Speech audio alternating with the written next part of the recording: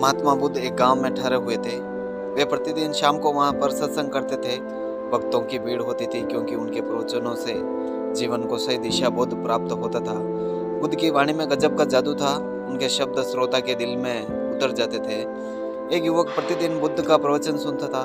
एक दिन जब प्रवचन समाप्त हो गए तो वह बुद्ध के पास गया और बोला, महाराज, मैं काफ़ी दिनों से आपके प्रवचन सुन रहा हूँ, किंतु यहाँ से जाने के बाद मैं अपने ग्रस्त जीवन में वैसा सदाचरण नहीं कर पाता जैसा यहाँ से सुनकर जाता हूँ। इससे सत्संग के महत्व पर शंका भी होने लगती है। बताइए मैं क्या करूँ? बुद्ध ने युवक को बांस की एक टोकरी देते हुए उसमें पानी भरकर लाने के लिए कहा। युवक टोकरी में जल भरने में असफल रहा। बुद्ध ने यह कार्य निरंतर जारी रखने के लिए कहा। युवक प्रतिदिन टोकरी में जल भरने का प्रयास करता किंतु सफल नहीं हो पाता। कुछ दिनों बाद बुद्ध ने उनसे पूछा, इतने दिनों से टोकरी में लगातार जल डाल से क्या टोकरी में कोई फर्क नजर आया?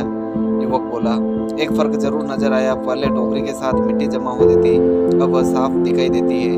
कोई गंदगी नहीं दिखाई देती है और इसके छेद पहले जितने बड़े नहीं रह गए, वे बहुत छोटे हो गए।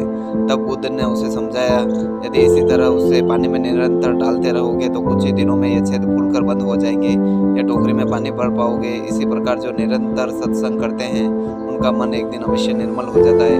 अब गुणों के छिद्र बढ़ने लगते हैं और गुणों का जल बढ़ने लगता है। युवक ने बुद्ध से अपनी समस्या का समाधान पा लिया। निरंतर सत्संग से दुर्जन भी सत्संग की महापुरुष की पवित्र वाणी उनके मानसिक विकारों को दूर कर उनमें सद्विचारों का आलोक प्रसारित कर देती है। दोस्तों, ये कहानी आपको कैसी लगी हमें कमेंट करके ज़रूर बताएं और चैनल पर नए हो तो सब्सक्राइब करें, लाइक करें, शेयर करें। Thank you.